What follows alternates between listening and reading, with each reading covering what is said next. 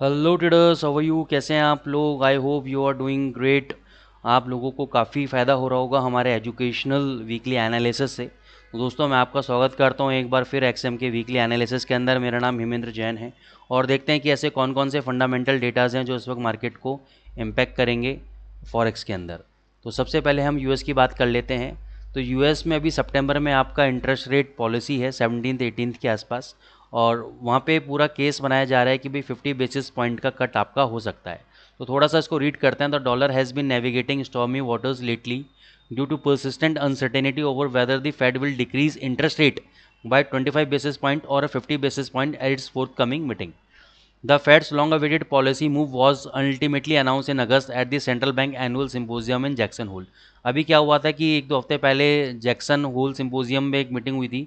तो यहाँ पे सेंट्रल बैंक के जो गवर्नर थे पवेल साहब, उन्होंने बोला था कि भी 50 पॉइंट बेसिस पॉइंट हम रिड्यूस कर सकते हैं। और उन्होंने ऐसा बोला था कि उनको कुछ क्रैक्स नज़र आ गए थे, started to appear in the labour market, यानी एम्प्लॉयमेंट डेटा के अंदर उनको एक फॉल्ट नज़र आ रहा था कि कंटिन्यूसली हमारे एम्प्लॉयमेंट नंबर्स गिरते जा रहे हैं। तो उन्होंने कहा कि भाई हम लोग 50 बेसिस पॉइंट का रिडक्शन कर सकते हैं सितंबर के अंदर।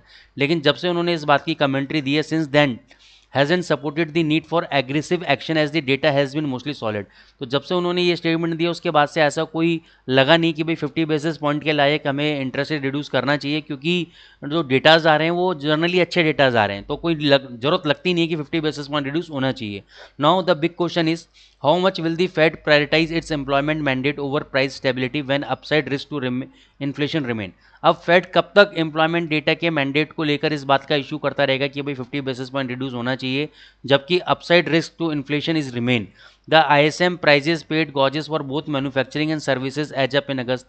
मैन्युफैक्चरिंग सर्विसेज डेटा अगस्त का बहुत पॉजिटिव आया था, ठीक है, लेकिन उसके बाद भी एम्प्लॉयमेंट का डेटा कॉन्ट्रैक्ट हुआ था आपका, थोड़ा सा डाउनसाइड आया था। अभी जो फोकस रहेगा पूरा वेडनेसडे के सीपीआई रिपोर्ट के ऊपर रहेगा।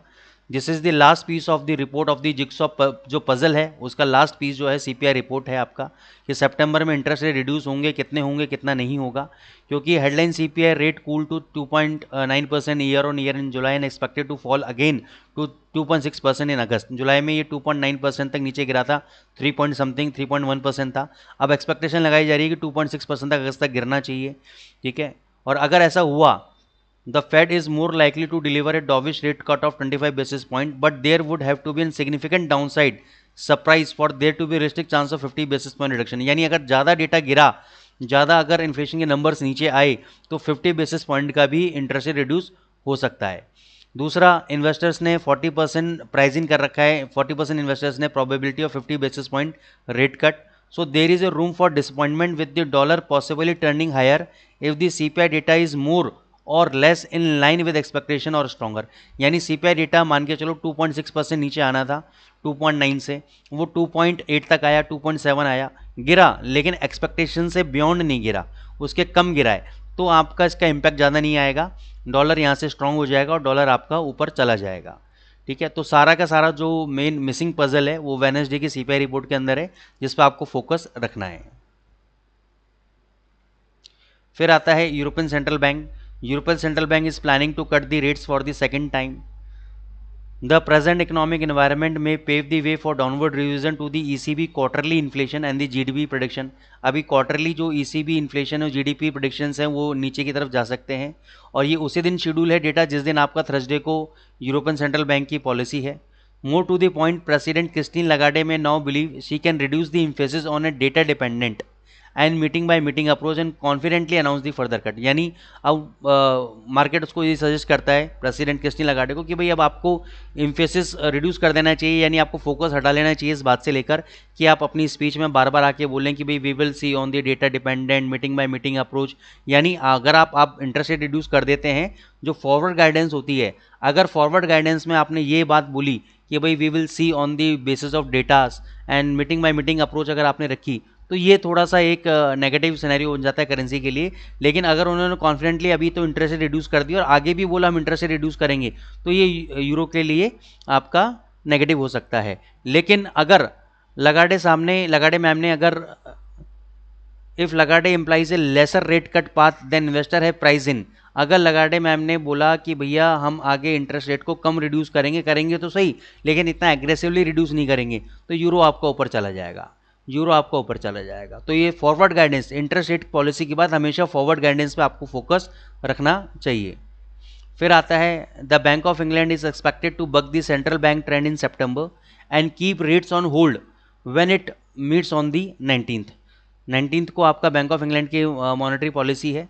The UK economy bounce back strongly in the first half of 2024 with wage growth and services inflation still elevated.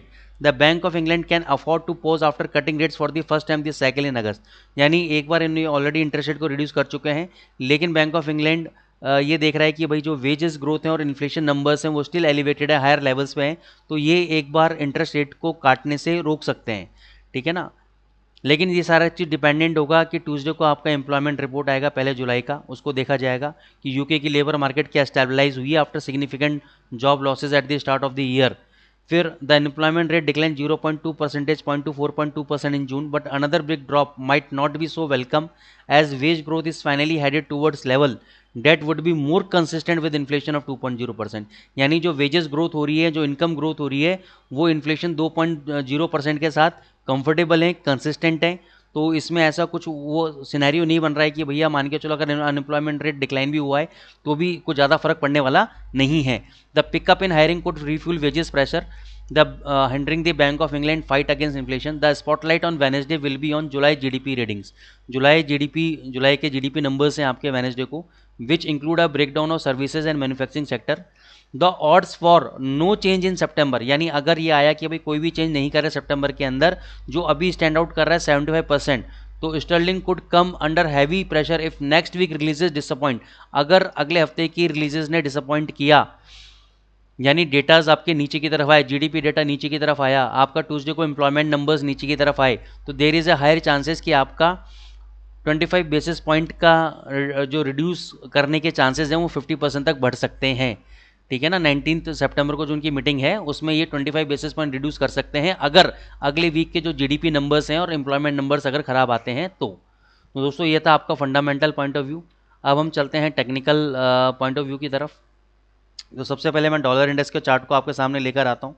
बहुत ही ज़बरदस्त इसने अपना प्ले किया, बहुत ही ज़बरदस्त पारी खेली, और ये देखो यहाँ पे इसने बिल्कुल बहुत बढ़िया लेवल पे इसने सपोर्ट लिया, सपोर्ट लेके यहाँ पे इसने बहुत ज़बरदस्त कैंडल बनाया, इसको हम बोलते हैं बुलिश एनगल्फिंग कैंडल। और ये बुलिश एनगल्फिंग कैंडल का अगर हाई ब्रेक होता है आपका, अगर हाई ब्रेक होता है आपका कमिंग वीक के अंदर, तो ये वाला हाई भी आपका डेफिनेटली ब्रेक होगा और एक नई तेज़ी आपको डॉलर इंडेक्स के अंदर देखने को मिलेगी, एक बाउंस बैक आपको डॉलर इंडेक्स को अंदर देखने को मिलेगी। लेकिन अगर वेडनेसडे का सीपीआई नंबर्स ख़राब आते हैं तो ये वापस से आपका इस वाले लेवल को तोड़ के, जो मैंने आपको लास्ट टाइम लेवल बताया था 99.50 का, उस लेवल को ये अप्रोच कर सकता है। ये देखो ये वाला लेवल अगर इसका मान के चलो हाई ब्रेक नहीं होता है, और मैं कहता हूँ हाई ब्रेक हो जाता है, कई बार क्या होता है कि इंट्राडे में हाई ब्रेक होता है और शाम होते होते ये वापस नीचे क्लोज कर देता है। लेकिन अगर ऊपर किसी भी दिन डेली चार्ट पे क्लोज कर दिया और उसका भी हाई अगले दिन टूट गया, तो समझो कि ये $103 तक जाने के लिए रेडी बैठा हुआ है। नहीं तो ये नीचे आएगा, इस वाले लेवल को ब्रेक करेगा और 99.50 के लेवल को अप्रोच करेगा। लेकिन इसकी प्रोबेबिलिटी थोड़ी सी मेरे को कम नज़र आ रही है, क्योंकि जितना डॉलर इंडेक्स गिरना था, जितने भी डिस्काउंटेड न्यूज़ को डिस्काउंट करके एब्जॉर्ब करनी थी, वो सारी की सारी इसने एब्जॉर्ब कर ली है। मेरे हिसाब से तो यहाँ से इसको तेज़ी की राह पकड़नी चाहिए। अब यूरो यूएसडी पे आते हैं। यूरो यूएसडी ने एक बहुत अच्छा रिवर्सल दिया है, तो ये रिवर्सल जब तक ये वाला लो नहीं टूटेगा तब तक हम ये कंफर्म नहीं कर सकते कि यूरो में नीचे की तरफ रिवर्सल आएगा, क्योंकि डेली चार्ट, वीकली चार्ट सभी पॉजिटिव है, स्ट्रॉन्ग है।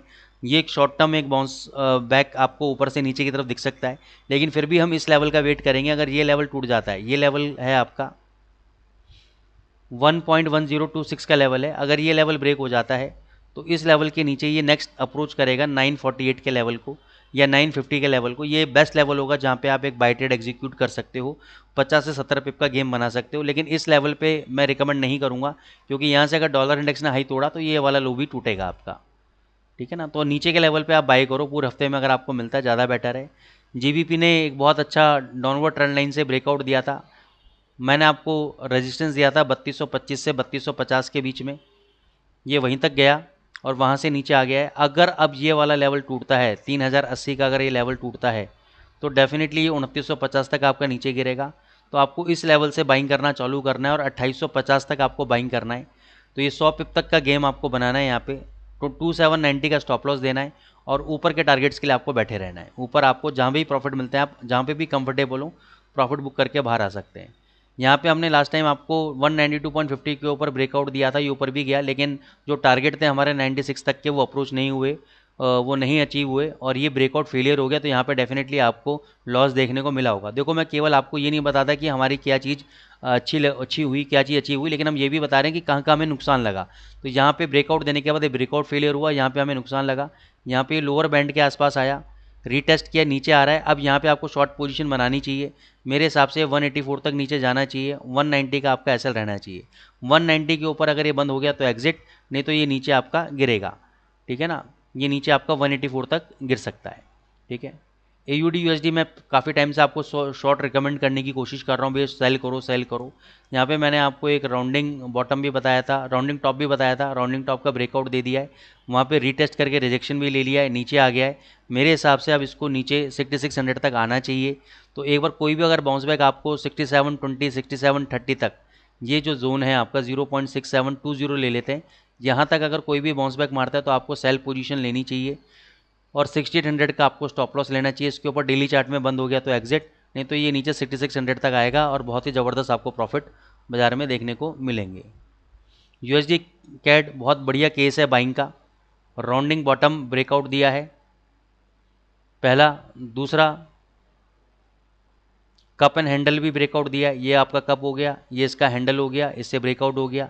तीसरा inverted head and shoulder pattern breakout दिया है। तो मल्टीपल, आप देखो मल्टीपल चार्ट पैटर्न ब्रेकआउट दिए हैं, बहुत स्ट्रॉन्ग केस है, बहुत सॉलिड केस है। 3470 शायद लास्ट टाइम मैंने रिकमेंड किया था भाई, इस जोन पे आया तो बाई करना। 3440 का स्टॉप लॉस लेना है, 3400 का एसएल लेना, नहीं लिया तो अभी भी बाई कर लो। अब 3470 का स्टॉप लॉस रहेगा, अभी बाई करो। ऊपर ये 3650 तक और 3700 तक जाने के लिए रेडी बैठा हुआ है। बहुत ज़बरदस्त स्ट्रक्चर बना हुआ है सर, इससे बढ़िया मौका नहीं मिलेगा, इसमें आप बाई ट्रेड एग्जीक्यूट करो। USD CHF वापस अपने रेंज के अंदर है। डॉलर इंडेक्स के साथ साथ इसके भी आप गेम बनाते रहना। 8330 का आपका फाइनल स्टॉप लॉस रहेगा। कोई भी अगर बाई ट्रेड एग्जीक्यूट करते हो, ये आपका फाइनल स्टॉप लॉस है, इसको आप बाई ट्रेड ले सकते हो 8330 के स्टॉप लॉस के साथ। टारगेट आपके 8600 तक के टारगेट आपके रह सकते हैं। थोड़ा सा रिस्की ट्रेड है, क्वांटिटी कम रखना है इसके अंदर, क्योंकि मेरे को डॉलर इंडेक्स तेज लग रहा है, USD कैड तेज लग रहा है, उसके बेसिस पे मैं आपको इसके अंदर रिकमेंड कर रहा हूँ। अब देखो इट्स फाइव टाइम ऐसा हो गया कि ये 2530 के लेवल से आपका टर्न अराउंड हुआ है, लेकिन जब तक ये 2470 का ये लोअर लेवल जो है, ये लेवल ब्रेक नहीं होता तब तक इसमें सेलिंग नहीं आएगी। लेकिन जैसा मेरे को डॉलर इंडेक्स तेज लग रहा है, अगर डॉलर इंडेक्स ने फ्राइडे का हाई ब्रेक किया तो डेफिनेटली आपको इसको शॉर्ट करना चाहिए। मैं कहता हूँ इसको यहाँ पे शॉर्ट करो, 2510 के आसपास शॉर्ट करो। 2530 का ऐसा लंबा ऐसा लेना पड़ेगा। टारगेट भी फिर मैं आपको 2460 के और 2440 तक के आपको टारगेट दे रहा हूँ, टारगेट भी मैं आपको लंबे दे रहा हूँ। या तो आप यहाँ पे शॉर्ट करो या 2510 पे 2510 के आसपास आता है, वहाँ पे आप 20 पॉइंट का स्टॉप लॉस रख के और 2460 तक का टारगेट आप ले सकते हो। तो ये एक रणनीति रहेगी आपकी इसके अंदर। दूसरा, अगर ये 2530 को ब्रेकआउट कर देता है तो ये फ्रेश ब्रेकआउट माना जाएगा, उसके ऊपर आप बाय करो, फिर ये 2565 से पहले रुकने वाला नहीं है गोल्ड। तो आई होप दोस्तों आपको गोल्ड का सिनेरियो क्लियर हो गया है। दोस्तों मैं डिस्क्लेमर देना चाहूँगा, जो भी लेवल्स हमने दिए हैं केवल आपकी एजुकेशन पर्पज़ से दिए हैं, आपकी नॉलेज पर्पज़ से दिए हैं। कोई भी अगर आप ट्रेड लेते हैं और उसमें कोई भी प्रॉफिट या लॉस अराइज होता है तो उसके लिए ना तो मैं, ना ही एक्सएम का कोई एम्प्लॉय, ना ही एक्सएम खुद कोई भी रिस्पॉन्सिबल नहीं है। तो कोई भी ट्रेड लें अपने फाइनेंशियल एडवाइजर से कंसल्ट करके लें। ये केवल हम आपको एजुकेशन के लिए देते हैं ताकि आपको नॉलेज हो, आप लोगों को विजडम मिले, बस just for the academic purpose हम लोग रिकॉर्ड कर रहे हैं। अगर आपको ये कंटेंट हमारा पसंद आ रहा है तो चैनल को लाइक करें, सब्सक्राइब करें। Thank you so much.